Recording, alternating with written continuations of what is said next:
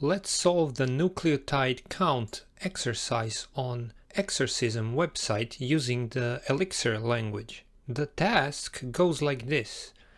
Given a single-stranded DNA string, compute how many times each nucleotide occurs in the string. And it goes on to say that 4 types exist in the DNA, and these differ only slightly and can be represented as the following symbols: A, C, G, and T.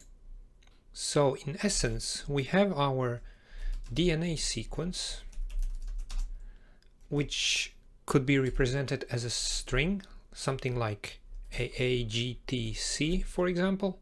And now we want to be able to count a given nucleotide, which is represented by a letter A, G, T, or C, in this sequence. So here, for example, A occurs 2 times, G occurs 1 time, T occurs 1 time, and C 1 time as well. So A, G, T, or C, those are the nucleotides that we want to be able to count in a given strand of the DNA represented by the string or a char list in Elixir. So if we close this down and take a look at the code which we have in place, we have a function called count, which we should implement first. If we take a look at the spec of this function, as a first argument it takes in a char list, which is any sequence of characters A, C, G, or T. As the second argument it takes a single character, which is our nucleotide, that we want to count in that char list. And the result of the function, the return value, should be a non-negative integer, since that is the count value that we want to return. Now let's look at the tests. The first test here is the only one that is currently enabled. This test asserts that the count function returns 0 if we try to count the number of any character in an empty list, which makes sense in that case that the count is 0. So let's implement just enough code to pass this test.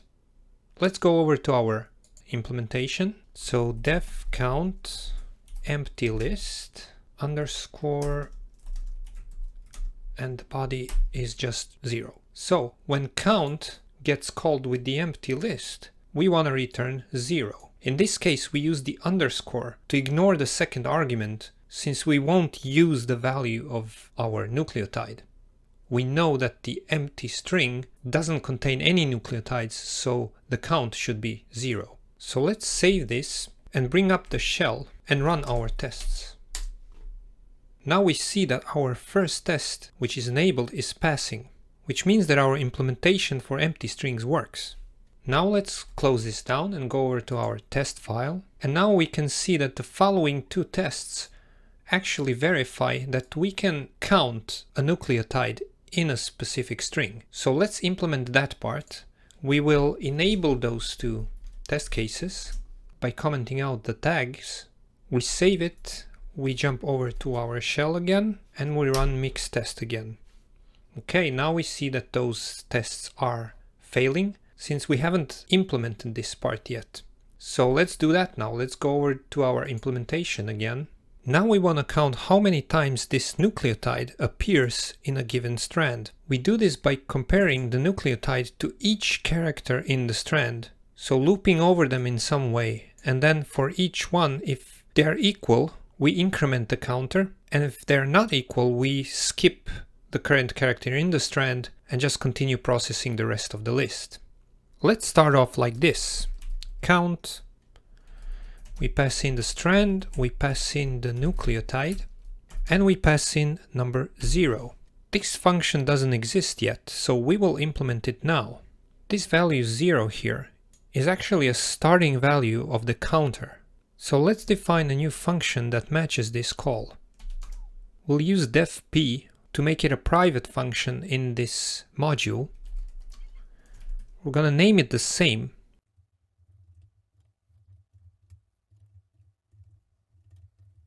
But since it has 3 arguments, it's actually a different function than this one, even though it's named the same. So we call this function, we pass in 3 arguments here, and those 3 arguments get passed in here.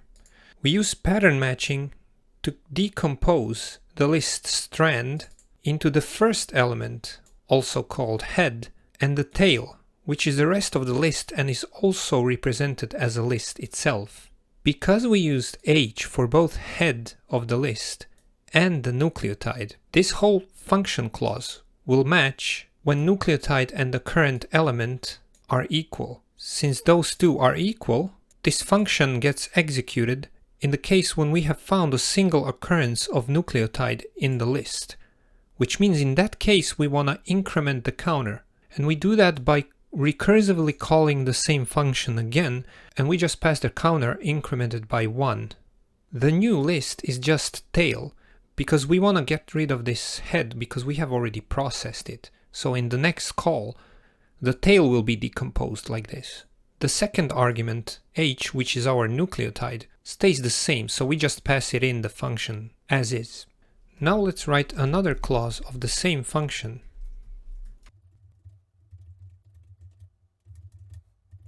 And this clause will match when the head of the list is not the same as the nucleotide.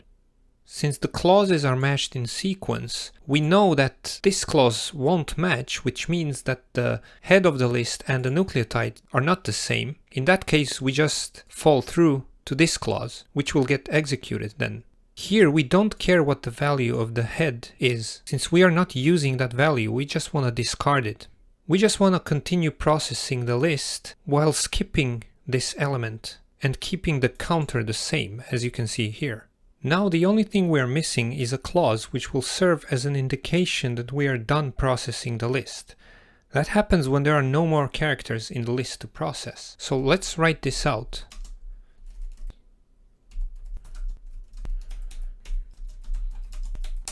So we put this clause, the first, in sequence. Since it's our most important test to do, if the list is empty, we're done and we don't need to count and verify anything anymore. So we can also ignore the nucleotide value and just return the counter value which we have been incrementing through all the recursive calls. This counter will be returned all the way back to the top where we started to call count and back into the main program which called this original count function. Now you might notice that this clause right here is actually very similar to one we wrote initially for the empty list. And you'd be right, it is. And in fact, we can now completely remove this clause right here. Because in the case of an empty list, the first clause right here will cover that case and will return the counter of 0. So let's now save this file and go over to the shell and run our tests. Okay, we see that the tests are passing, which means we have implemented the functions correctly. So what's next? Let's go back to our code.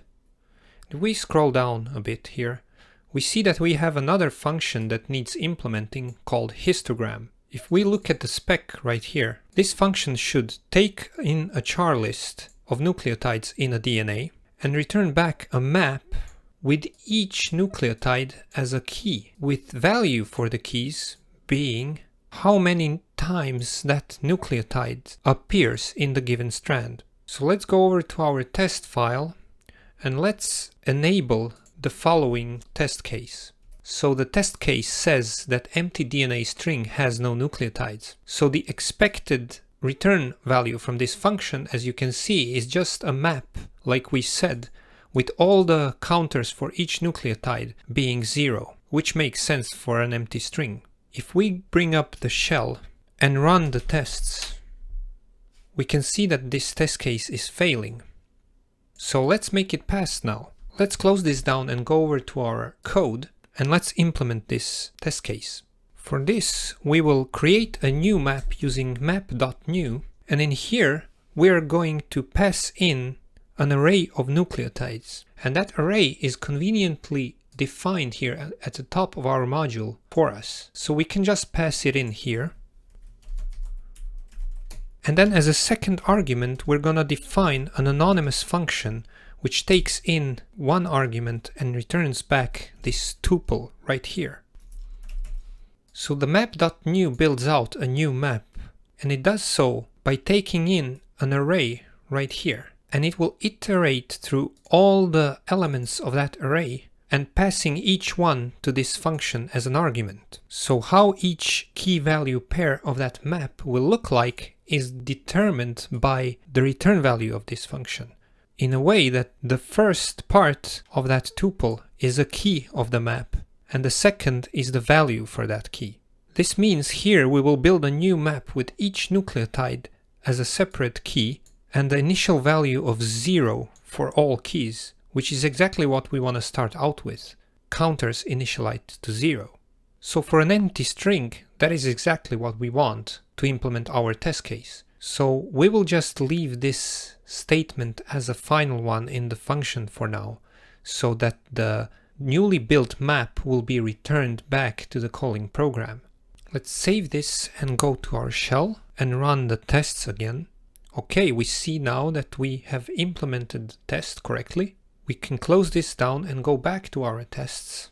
And now we can enable the final two tests, which is actually the essence of the histogram function. And that is to count all the nucleotides that appear in the DNA string and give us back the values of those counters in a map like this. So let's save this. Let's verify that the tests are failing first, and they are. Let's go back to our code and let's implement this now. Let's start out first by storing this newly built map in a variable. This is our initial map with 0 counts. Now we will call another function, like we did before, called histogram, which takes in a strand and this newly built initialized map. So let's define the implementation of this function with two arguments. We'll use defp to make it a private function of this module.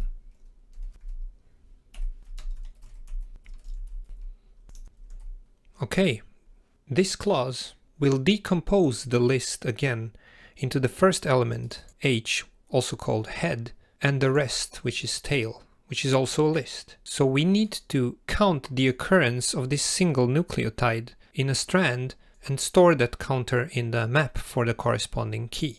So let's use the syntax for updating the map.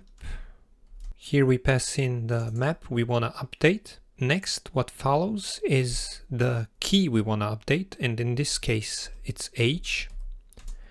And now we can write what the new value for that key should be. So we can take the current value of that key, which will initially be 0, of course, and then increment it by 1. So now this whole syntax actually updates the map and returns back the new updated map, which we should actually store in the variable, like this. Next, we want to recursively call the same function again, because we want to keep processing the list, and we're going to pass in the tail because we have processed the first element of the list, and we're going to pass in the new updated map. So the same function gets recursively called again and again, incrementing the counter for the corresponding key in the map. Now we need to implement the case to tell the program when the recursion ends. We'll add another clause here for an empty list with the map. And for that case, we're just gonna return the map, which by this time will contain all the updated counters. So this matches when the list is empty. In other words, we ran out of elements to be processed. Or also, if the list was empty to begin with. So in that case, we take the map, which contains all the updated counter values, and we just return this map. The map just gets returned all the way back to the calling program. So let's save this and go to our shell, and we can run the tests.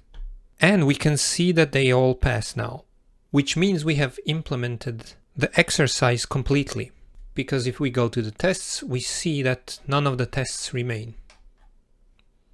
And basically we're done with solving the nucleotides count exercise. Good job!